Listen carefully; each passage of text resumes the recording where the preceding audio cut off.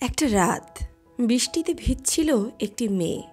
চোখে ছিল কান্না, কানে কেবল একটাই শব্দ প্রতিধ্বনিত হচ্ছিল, তুমি মা হতে পারবে না, তুমি অপূর্ণ। 3 বছরের সংসার, অথচ শেষটা ছিল এমন যেন সে একজন অপরাধী। কিন্তু কয়েক মাস পরে সেই একই মেয়ে গর্ভবতী। তবে কি চিকিৎসার ভুল ছিল, নাকি ভালোবাসায় ঘাটতি ছিল তার জীবনের সবথেকে বড় রোগ? এই প্রশ্নের উত্তর লুকিয়ে আছে ঋতুর জীবনে। একটা মেয়ের অন্ধকার থেকে আলোতে উঠে আসার লড়াই। তাহলে চলুন আজকের এই কাহিনীর মাধ্যমে আমরা ঋতুর জীবনের আসল সত্যতা জেনে নিই। তবে বন্ধুরা, কাহিনী শুরু করার আগে আপনাদের কাছে একটাই রিকোয়েস্ট, আপনারা যদি আমার চ্যানেলে নতুন দর্শক হয়ে থাকেন তাহলে আমার চ্যানেলটি সাবস্ক্রাইব করে আমার মনোবল বৃদ্ধি করুন। তাহলে চলুন সত্য ঘটনার উপর আধারিত আজকের এই কাহিনী শুরু করা যাক। ঋতুর বয়স তখন মাত্র 27। মধ্যবিত্ত শিক্ষিত পরিবারে বড় হয়ে ওঠায় এই মেয়েটা সব সময় বিশ্বাস করত ভালোবাসা মানে বোঝাপড়া, শ্রদ্ধা আর একসাথে থাকার প্রতিশ্রুতি। ছোটবেলা থেকেই সে দায়িত্বশীল ছিল, পরিবারের সবার প্রিয়। সে জানত সংসার মানে শুধু সন্তান জন্ম দেওয়া নয়, সংসার মানে একজন সঙ্গী যার পাশে দাঁড়িয়ে যে কোনো ঝড়কে জয় করা যায়। 3 বছর আগে পরিবারের পছন্দেই তার বিয়ে হয় অরুণ নামের এক ব্যাংক কর্মচারীর সঙ্গে। প্রথম দিকে সব ঠিক ছিল। অরুণ বেশ আধুনিক, শিক্ষিত আর পরিবারের কাছে সে ছিল আদর্শ ছেলে। বিয়ের পরে প্রথম বছরটা যেন স্বপ্নের মতো কেটেছিল। নতুন সংসার, নতুন শ্বশুরবাড়ি, নতুন জীবন শুরু। অরুণও তখন ঋতুকে খুবই ভালোবাসত। কিন্তু 1 বছর কাটতে না কাটতেই সমাজের সেই পরিচিত প্রশ্ন ছায়ার মতো নেমে এলো তার জীবনে, কবে সুখবর শোনাবে? প্রথমে হেসে উড়িয়ে দিয়েছিল ওরা, কিন্তু দ্বিতীয় বছরের শেষে শুরু হলো চাপ। অরুণের মা দিনের পর দিন কথা শোনাতে লাগলো, আমাদের বাড়িতে 3 বছরে একটাও বাচ্চা হয়নি, লোকজন কি বলবে? বিয়ের এত বছর কেটে গেল, এবারে তো কিছু চিন্তা ভাবনা করো, এবারে তো একটা সন্তানাদি নেও। ঋতুর শাশুড়ি নিজের বন্ধু বান্ধবীদের কাছে বলতো, আমাদের বাড়িতে এত দিন হয়ে গেল একটা সন্তানাদি জন্মায় না, কী কারণে যে এই মেয়েটাকে বিয়ে করে নিয়ে আসলাম এই বাড়িতে সেটাই বুঝতে পারছি না।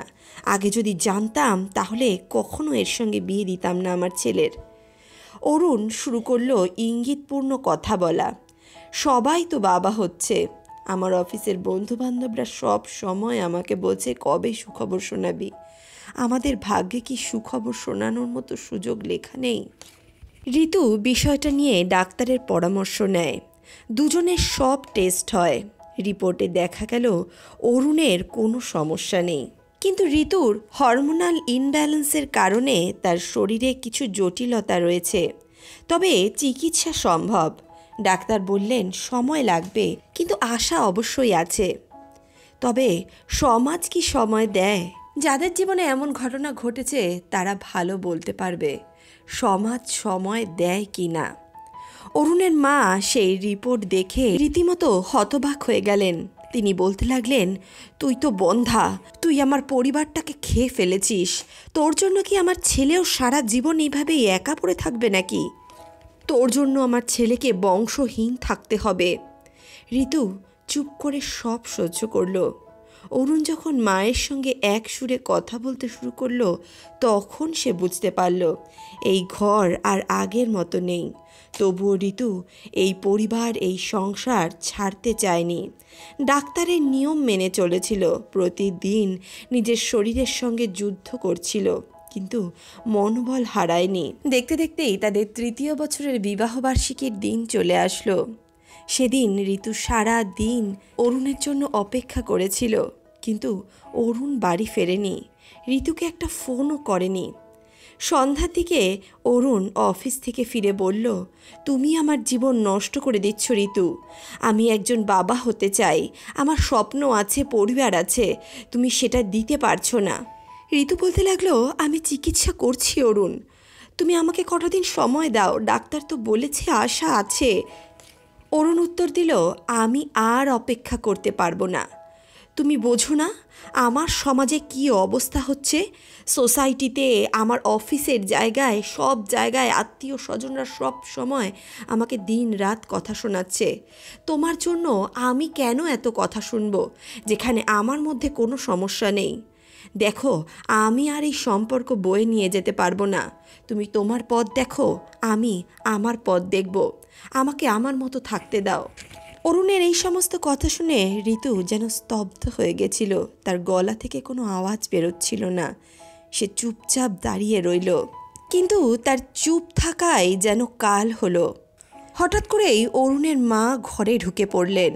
তিনি আলমারি থেকে ঋতুর সমস্ত জামা কাপড় বার করতে লাগলেন। এই সমস্ত দৃশ্য দেখে ঋতু হতবাক হয়ে গেল। সে বলতে লাগলো, মা, আপনি এগুলো কী করছেন? তার মা বলল, তোর জন্য যেটা দরকার আমি সেটাই করছি। তোর মতো মেয়ে আর আমার বাড়িতে থাকতে পারবে না। প্রতিদিন আমার বাড়িতে এসব অশান্তি আমি আর সহ্য করতে পারছি না। দেখ, তুই আমার ছেলেকে, আমার পরিবারকে সন্তান দিতে পারবি না, তাই এই পরিবারে তোর কোনো জায়গা নেই। এমনটা বলে তিনি একটি ছোট্ট ব্যাগের মধ্যে ঋতুর সমস্ত জামা কাপড় ভরে ব্যাগটিকে ঘরের বাইরে বারান্দায় ছুঁড়ে মারলেন। তারপর ঋতুকে ঘাড় ধাক্কা দিয়ে ঘর থেকে বাইরে ঠেলে দিয়ে বললেন, এখান থেকে এক্ষুনি বেরিয়ে যা। ঋতু নিজের ঘরে ঢোকার চেষ্টা করল, কিন্তু অরুণ দরজার সামনে দাঁড়িয়ে বলল, দেখো, তুমি চলে যাও। এই সংসারে তোমার আর জায়গা নেই। তুমি আমাকে এবার ক্ষমা করো। সেদিন সন্ধ্যা থেকে অঝোরে বৃষ্টি পড়ছিল। ঋতুর কাছে ছাতা পর্যন্ত ছিল না। সে রাস্তায় দাঁড়িয়েছিল, চোখে জল, হাতে এক ব্যাগ জামা কাপড়, আর মনে একটাই কথা, তুই বন্ধা, তুই কোনোদিনও মা হতে পারবি না। তুই অপূর্ণ, তুই অপূর্ণ। ঋতু বুঝতে পারছিল না সে এখন কি করবে, কোথায় যাবে। তার কাছে নিজের বাবার বাড়ি যাওয়া ছাড়া তো আর কোনো পথও ছিল না। বাধ্য হয়ে সে নিজের বাবার বাড়ি ফিরে গেল। সেখানে ঋতুকে সবাই দেখে হতবাক হয়ে গেল। বাবা বললেন, মা, তোর কি হয়েছে? এই বৃষ্টিতে ভিজে ভিজে তুই এখানে কেন? কি এমন হয়েছে ঋতু? আমাকে পরিষ্কার করে বল, তোকে এমন দেখাচ্ছে কেন? কিন্তু সে কিছুই বলল না। চুপচাপ নিজের ঘরের দিকে ঢুকে পড়ল। কিছুক্ষণ পর ঋতুর মা তার কাছে এসে জিজ্ঞেস করলেন, মারে, কি হয়েছে? অরুণের সঙ্গে কি কোনো সমস্যা হলো? কি হয়েছে বল, তোদের মধ্যে কি রাগারাগি হয়েছে? এইভাবে বৃষ্টিতে ভিজে পুড়ে এক ব্যাগ জামা কাপড় নিয়ে তুই হঠাৎ করে এখানে কি করছিস? ঋতু নিজের মাকে জড়িয়ে ধরে হাউ হাউ করে কাঁদতে লাগলো। যেন বহু দিন ধরে জমে থাকা কান্না হঠাৎ বাঁধ ভেঙে গেল। মা কিছু বললেন না, চুপ করে মাথায় হাত রাখলেন। ঋতু শান্ত স্বরে বলল, মা, ওরা আমায় ঘর থেকে বার করে দিয়েছে শুধু এই কারণে যে আমি মা হতে পারবো না। মায়ের চোখেও তখন জল। তিনি কাপা গলায় বললেন, আমার মেয়েটা তো একটা ফুল। ও ভালোবাসা দিয়ে সংসার করেছিল, তাহলে অরুণ কেন এমন করলো? ঋতু ধীরে ধীরে সব কথা খুলে বলল। কিভাবে দিনের পর দিন মানসিক অত্যাচার, শারীরিক অপমান আর কষ্টের মধ্যে থেকেও সে সংসার ধরে রাখার চেষ্টা করেছে। সে বলল, মা, ওরা আমায় বলেছে তুই অপূর্ণ, তুই বন্ধা। আর অরুণ, যাকে আমি ভেবেছিলাম আমার সব, সে আমাকে ঘাড় ধাক্কা দিয়ে ঘর থেকে বার করে দিয়েছে। সে বলেছে তুই আমার জীবন নষ্ট করছিস। ঋতু তখনও কাঁদছে। তার কথা বলতে বলতে গলার স্বর কেঁপে যাচ্ছে। মা বাবা স্তব্ধ হয়ে সমস্ত কিছু শুনলেন। বাবার মুখ রাগে লাল হয়ে উঠছিল। তিনি এক মুহূর্ত দেরি না করে অরুণকে ফোন করলেন। অরুণ ফোন ধরতেই তিনি চিৎকার করে বলে উঠলেন, তুমি কি মানুষ অরুণ? তুমি নিজের স্ত্রীর প্রতি এতটা নিষ্ঠুর হতে পারলে কিভাবে? ছি অরুণ, ছি, তুমি কত নিচে নেমে গেছো। অরুণ বলতে লাগলো, দেখুন, আমার সিদ্ধান্ত চূড়ান্ত। আমি ঋতুকে চাই না। আমি একটা বাচ্চা চাই, আর সে বাচ্চা দিতে পারবে না। তাহলে আমার ওকে কোনো প্রয়োজন নেই। তারপর সে ফোন কেটে দিল। এর ঠিক এক সপ্তাহের মধ্যে অরুণ ডিভোর্সের পেপার পাঠিয়ে দিল ঋতুর বাড়িতে। একটা মোটা খামের ভেতরে লেখা ছিল সেই নিষ্ঠুর সত্য, তোমার সঙ্গে আর সম্পর্ক রাখতে চাই না। ঋতুর সই দরকার ছিল, আর কিচ্ছু না। ঋতু কোনো কথা না বলে সই করে দিল। তাদের ডিভোর্স হয়ে গেল। সেদিন ঋতু যেন অন্তর থেকে ভেঙে পড়েছিল। বাড়িতে আসার পর সে ঘরে একটি জানালার পাশে চুপচাপ বসেছিল। বৃষ্টির শব্দ আসছিল জানালার বাইরে থেকে। মনে হচ্ছিল তার জীবনের সব রং ধুয়ে যাচ্ছে। সেদিনের পর ঋতুর জীবন থেকে যেন সব সুখ স্বাচ্ছন্দ্য উধাও হয়ে গেল। সে না তো খেত, না তো কারোর সঙ্গে কথা বলতো, না তো হাসত। শুধু এক দৃষ্টে তাকিয়ে থাকতো সেই জানালার দিকে, যেই জানালা থেকে আকাশটা স্পষ্ট দেখা যেত। ঋতুর বাবা মা ঋতুর এই অবস্থা আর দেখতে পারছিলেন না। ঋতুর বাবা অধিকাংশ সময় তার পাশে বসতেন, তার সঙ্গে কথা বলার চেষ্টা করতেন, কিন্তু ঋতু কোনো ব্যাপারেই যেন আগ্রহী হতো না। এমনই এক সন্ধ্যায় ঋতুর বাবা তার ঘরে এসে বসলেন। তিনি বিছানায় বসেছিলেন, আর ঋতু জানালার পাশের ওই আরাম কেদারায় বসে বসে আকাশের দিকে তাকিয়েছিল। হঠাৎ করেই ঋতুর বাবা বলে উঠলেন, জানিস ঋতু, জীবন কখনো থেমে যায় না। তুই যা হারিয়েছিস সেটা হয়তো তোকে গড়ে তুলেছে। আজ তুই জানিস কে তোর আপন, কে পর। তুই চাইলে আবার শুরু করতে পারিস। জীবন মানে শুধু সংসার না রে, জীবন মানে নিজেকে খুঁজে পাওয়া, নিজেকে গড়ার লড়াই। ঋতু বাবার কথা শুনে প্রথমবার চোখ তুলে তাকালো। বাবা বললেন, তুই একটা কাজ কর, তুই ঘরের বাইরে বেরো, কোনো কাজ খোঁজ, নিজের পায়ে দাঁড়া, নিজের যন্ত্রণা ভুলে থাকতে পারবি, কাজে থাকলে মনটাও শক্ত হবে, এই সমস্ত কিছু থেকে নিজেকে বের করতে পারবি। দেখ মা, দিন রাত ঘরে বসে থাকলে স্মৃতিগুলো কখনোই পেছন ছাড়বে না। স্মৃতির থেকে বেরোতে গেলে ঘর থেকে বেরোতে হয়, নিজেকে ব্যস্ত রাখতে হয়। সেদিন রাতে ঘুমানোর আগে আয়নার সামনে দাঁড়িয়ে ঋতু আবার একবার নিজের দিকে তাকালো। 3 দিন পর ঋতু একটা স্থানীয় কোম্পানিতে চাকরির জন্য ইন্টারভিউ দিল। ম্যানেজমেন্ট অ্যাসিস্ট্যান্টের পোস্ট, অনেক কাজ, কিন্তু সম্মানজনক পরিবেশ। ইন্টারভিউতে সে একদম স্বাভাবিক ভঙ্গিতে কথা বলল, ভেঙে পড়েনি। তার আত্মবিশ্বাস দেখে ম্যানেজার অবাক হয়ে গেছিলেন। কয়েকদিনের মধ্যেই ঋতু জানতে পারল যে সে চাকরিটা পেয়ে গেছে।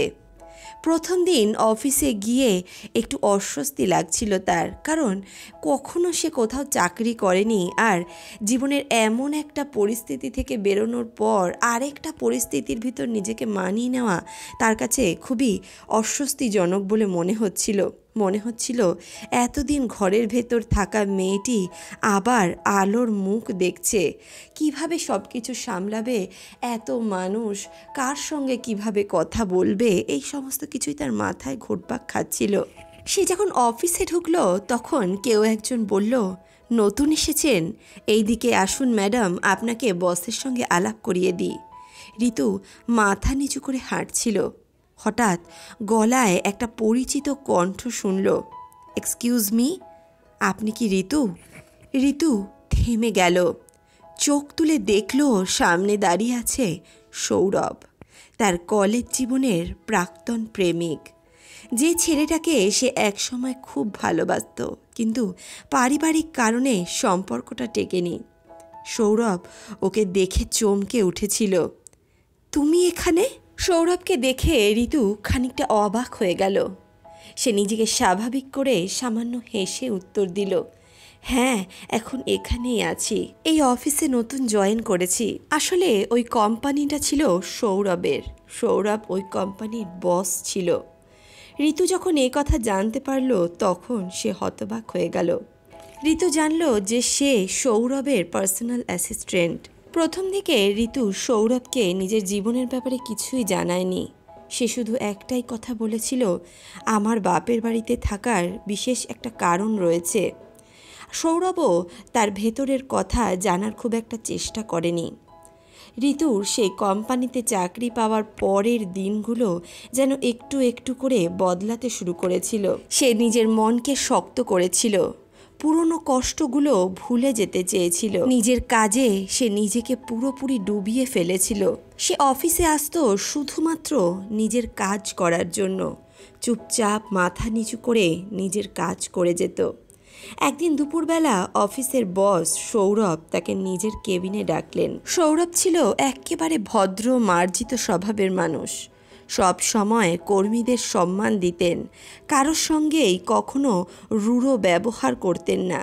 কিন্তু আজ তার চোখে ছিল অন্যরকম এক কৌতূহল। এতদিন ধরে সে ঋতুকে প্রতিদিন লক্ষ্য করেছে। ঋতুর স্বভাব, ঋতুর কথা বলার ভঙ্গি সমস্ত কিছু পরিবর্তন হয়ে গেছে। সে যেই মেয়েটাকে কলেজ লাইফে ভালোবাসত, সেই মেয়েটা আজ আর বেঁচে নেই। তার মধ্যে থেকে সমস্ত রকম আবেগ অনুভূতি যেন শেষ হয়ে গেছে। আর এই বিষয়টাই সৌরভের খুব অবাক লাগতো। আজ যেন সে জানতে চায় যে কেন ঋতুর জীবনটা এইভাবে বদলে গেল। ঋতু কেবিনে ঢুকতেই সৌরভ বলল, ঋতু, একটা কথা জানতে চাই। তুমি চাইলে নাও বলতে পারো, কিন্তু আমার মন বলছে তোমার চোখে এক চাপা কষ্ট লুকিয়ে আছে। তোমার জীবনে কি এমন কিছু ঘটেছে যা তোমাকে ভেতর থেকে ভেঙে দিয়েছে? ঋতু চুপ করে রইল কিছুক্ষণ। তারপর কাপা গলায় বলল, দেখুন স্যার, আপনাকে আমার এসব কিছুই বলার নেই। আমি চাই সব কিছু ভুলে যেতে।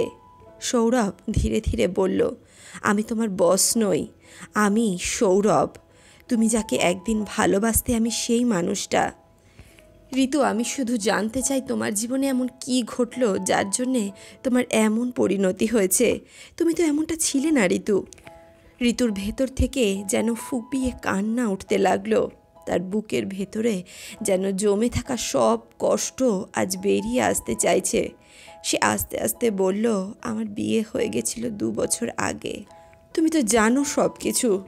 আমার বাবা মার চাপে পড়েই আমি বিয়ে করেছিলাম। ভেবেছিলাম জীবনে যা লেখা আছে তাই যখন হলো তাহলে এটাকেই মেনে নিই। কিন্তু বিয়ের 1 বছর পর থেকেই শুরু হলো মানসিক আর শারীরিক অত্যাচার। আমার স্বামী অরুণ আর তার পরিবার আমাকে শুধুই সন্তান জন্ম দেওয়ার একটি যন্ত্র মনে করেছিল। আমার সন্তান হচ্ছে না দেখে আমার স্বামী আমাকে ডিভোর্স দিয়েছে। কিন্তু জানো সৌরভ, ডাক্তার কখনো বলেনি যে আমি মা হতে পারবো না। তিনি বলেছিলেন একটু সময় লাগবে, তবে আশা আছে। আমি অনেকবার তাদের বোঝানোর চেষ্টা করেছিলাম। এমন তো অনেক মানুষ দেখা যায় তাদের একটু দেরি করে সন্তানাদি হয়, তবে তারা আমার কোনো কথা শোনেনি। তারা আমার সঙ্গে অমানুষের মতো আচরণ করেছিল। দিনের পর দিন আমি নিগৃহীত হয়েছি, কেউ শোনেনি আমার কথা। শেষে একদিন অরুণ আর তার মা মিলে আমাকে ঘর থেকে ধাক্কা মেরে বার করে দিল। আমি বাড়িতে ফিরে আসার 1 সপ্তাহের মধ্যেই অরুণ ডিভোর্সের নোটিশ পাঠালো।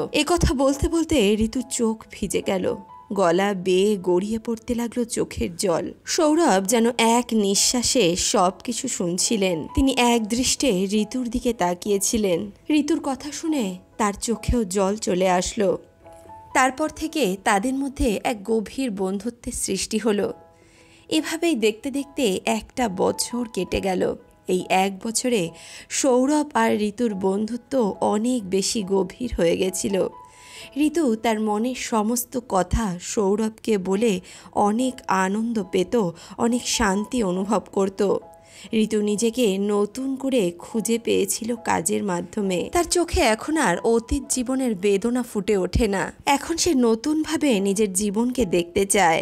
এমনই একদিন বিকেলে সৌরভ বলল, ঋতু, আজ সন্ধ্যায় তুমি আমার সঙ্গে একটু বাইরে যাবে? একটা ছোট্ট ডিনার পার্টি আছে, তুমি এলে খুব ভালো লাগবে।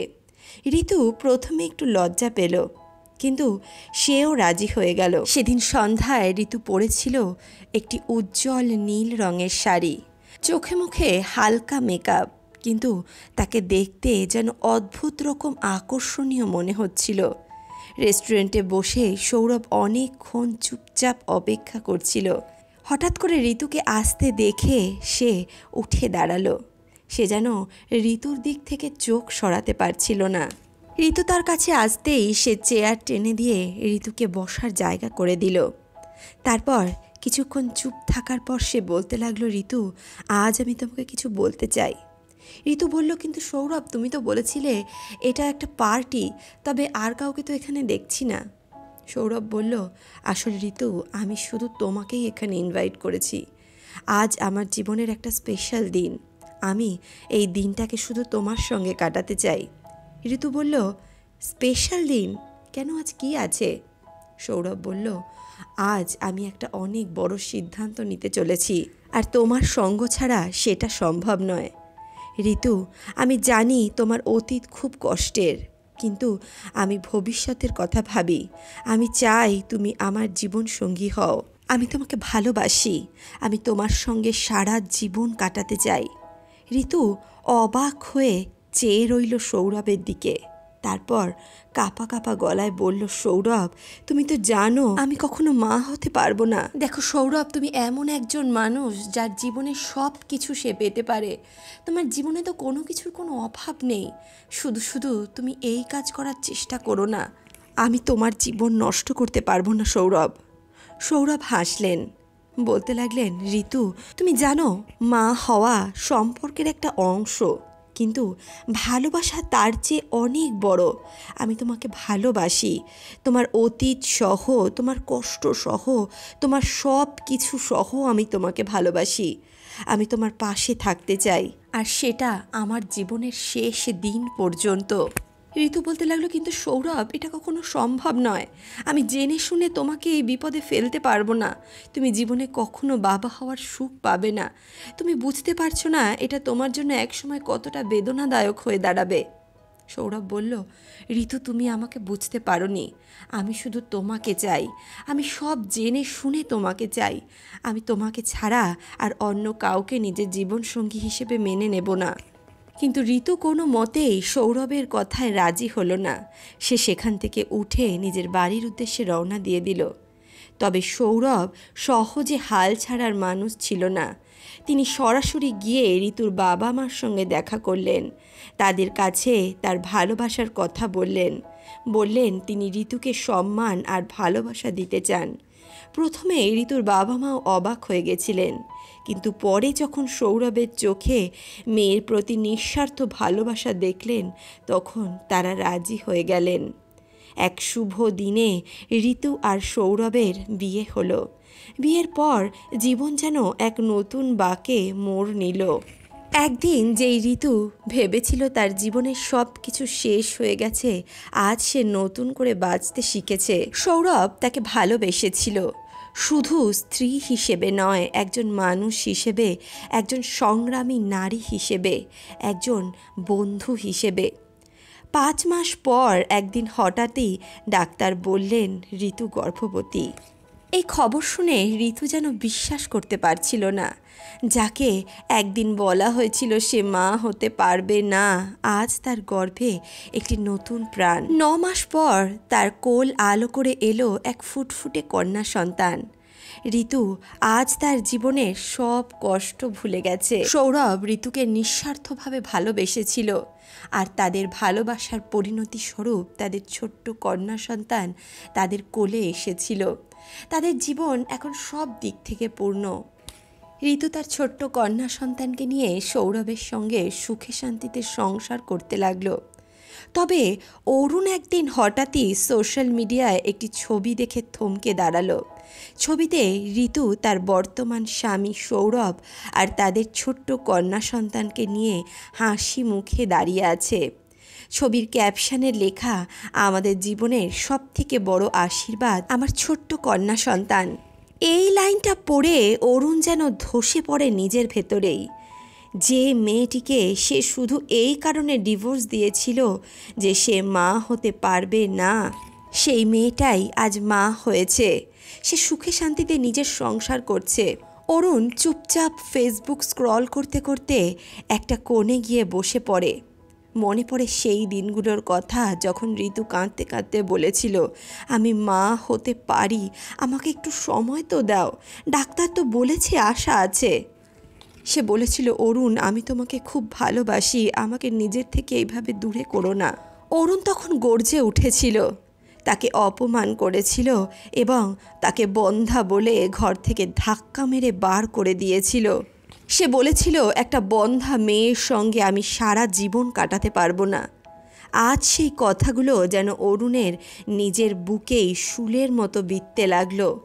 চোখ দিয়ে জল পড়তে লাগলো, কিন্তু সে জানে আর কিছুই করার নেই। ঋতু এখন নিজের জীবনে অনেক এগিয়ে গেছে। দর্শক বন্ধুরা, সমাজে অনেক মানুষ এখনও নারীদেরকে সন্তান জন্ম দেওয়ার মাধ্যম হিসেবেই বিচার করে, কিন্তু একটা মেয়ের জীবনে শুধু মা হওয়াই সব কিছু নয়। একজন নারী একজন সফল কর্মী হতে পারে, একজন দায়িত্ববান মেয়ে হতে পারে, একজন শক্তিশালী জীবনসঙ্গী হতে পারে। তবে হ্যাঁ, মা হওয়া তার জীবনের একটি গুরুত্বপূর্ণ অংশ, তবে এটি তার সম্পূর্ণ জীবন নয়। যদি নিয়তির কাছে সে আশীর্বাদ প্রাপ্ত হয়, তাহলে অবশ্যই সে এই সুখ উপলব্ধি করতে পারে। তবে কখনো কাউকে তার দুর্বলতার জন্য অপমান করবেন না, কারণ আজকের দুর্বলতা কালকের শক্তিতে পরিণত হতে পারে। আর জীবনে ভালোবাসা যদি নিঃস্বার্থ হয়, তাহলে সেই ভালোবাসা সব কিছু জয় করতে পারে, এমনকি ভাগ্যকেও। বন্ধুরা, এই কাহিনী আমাদের শেখায় যে মানুষকে আজ আমরা তুচ্ছ করছি, তার মধ্যেই হয়তো ভবিষ্যতের শক্তি লুকিয়ে আছে।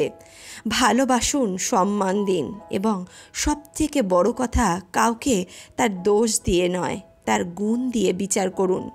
সত্যিকারের ভালোবাসা কখনোই স্বার্থে বাধা থাকে না। তাহলে বন্ধুরা, আজকের এই কাহিনী, আজকের এই প্রসঙ্গ আপনাদের কেমন লাগলো কমেন্ট বক্সে অবশ্যই লিখে জানাবেন। ভিডিওটি ভালো লাগলে অবশ্যই ভিডিওটিতে একটি লাইক করুন, বন্ধু বান্ধব আত্মীয় পরিজনের সঙ্গে ভিডিওটি শেয়ার করুন। দেখা হচ্ছে নতুন কোনো কাহিনীর সঙ্গে, নতুন কোনো ঘটনার সঙ্গে। ততক্ষণের জন্য সুস্থ থাকুন, ভালো থাকুন।